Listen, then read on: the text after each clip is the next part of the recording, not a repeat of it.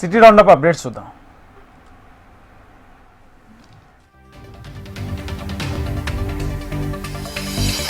Zonal కార్యాలయంలో zonal commissioner గా IAS Radhika Gupta బాధ్యతలు స్వీకరించారు. ఈ కార్యక్రమంలో ఉప్పల్, బోడుప్పల్, నాచారం, కాప్రా సర్కిల్ డిప్యూటీ కమిషనర్లు, సిబ్బంది పాల్గొన్నారు. జీహెచ్ఎంసీని విస్తరించిన నేపథ్యంలో ఉప్పల్ జోన్ కు ఐఏఎస్ రాధికా గుప్తాను జోనల్ కమిషనర్ గా నియమించారు. జగద్గిరికోట పిఎస్ పరిధిలో అరవింద్ అనే వ్యక్తిపై హత్యాయత్నం జరిగింది. ఆల్విన్ కాలనీ రాజరాజేశ్వరి ఆశ్రమం సమీపంలో అరవింద్ అతని భార్య నివాసం ఉంటున్నారు.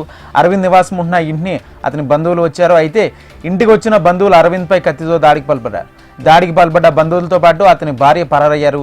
ఇంటి యజమాని ఫిర్యాదుతో పోలీసులు ఘటనా స్థలానికి చేరుకుని దర్యాప్తు చేపట్టారు. ఆ దాడిలో తీవ్రంగా గాయపడ్డ అరవింద్ ను ఆసుపత్రికి తరలించారు. శంషాబాద్ ఎయిర్పోర్ట్ లో పాటు పహాడ్ షరీఫ్ ప్రాంతాల్లో అక్రమ మద్యం బాటిల్ పట్టుబడ్డాయి. డీటీఎఫ్ బృందం చేసిన తనిఖీలో 45 నాన్ డ్యూటీ పెయిడ్ లిక్కర్ బాటిళ్లను పట్టుకున్నారు. పట్టుబడి 45 మద్యం బాటిళ్లను స్వాధీనం చేసుకున్నారు. 4 ఎస్టీఎఫ్ టీంలు, ఎక్సైజ్ సిబ్బంది కలిసి 91 నాన్ డ్యూటీ పెయిడ్ లిక్కర్ను ఇదే ప్రాంతంలో తనిఖీలు నిర్వహించి పట్టుకున్నారు. సిపిఐ 100 ఏళ్లు పూర్తి చేసుకున్న సందర్భంగా హిమాయత్ నగర్లోని సిపిఐ రాష్ట్ర కార్యాలయం ముగ్ధం భవన్లోని 100 ఏళ్ల ఆవిర్భావ సభ ఏర్పాటు చేశారు. ఈ సభకు హాజరై పార్టీ జెండాను ఎగురవేశారు సిపిఐ రాష్ట్ర కార్యదర్శి ఎమ్మెల్యే కోనంనేని సాంబశివరావు. 100 ఏళ్లు పోరాటాలు చేస్తూ నిలబడిన ఏకైక పార్టీ భారత కమ్యూనిస్టు పార్టీ అని అన్నారు. దేశంలో కమ్యూనిస్టు పార్టీ లేకపోతే ప్రజలు హక్కులు, కార్మిక చట్టాలు కోల్పోయే ప్రమాదం ఉండేదన్నారు. అధికారం లేకపోయినా ప్రజా ఉద్యమాలతో ఎప్పుడూ ప్రజల్లోనే ఉంటామన్నారు. ఈ 100 ఏళ్ల స్ఫూర్తితో మరో 100 ఏళ్లు ప్రజా ఉద్యమాలకు శ్రీకారం చుడతామన్నారు.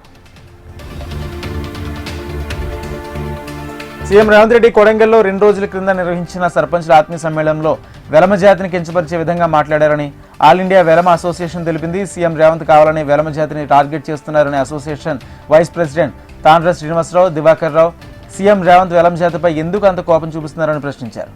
కాంగ్రెస్ ప్రభుత్వంలో ఉన్న వెలమ సామాజిక వర్గానికి చెందిన మంత్రి, ఎమ్మెల్యేలు, ప్రజాప్రతినిధులు సీఎం వ్యాఖ్యలపై ఖండించారన్నారు.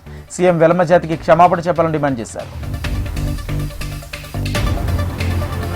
గత బీఆర్ఎస్ ప్రభుత్వం సర్పంచ్ల వ్యవస్థ నిర్వీర్యం చేస్తుందని, సర్పంచ్ల నిధులు, విధులను అడ్డుకుంటుందని తెలంగాణ పంచాయతీరాజ్ ఛాంబర్ అధ్యక్షుడు సత్యనారాయణ రెడ్డి ఆరోపించారు. గ్రామాల్లో భూ విక్రయాలు, మైనింగ్ పనులను కొంతమేర నిధులు గ్రామ పంచాయతీలు కేటాయించేవారని తెలిపారు.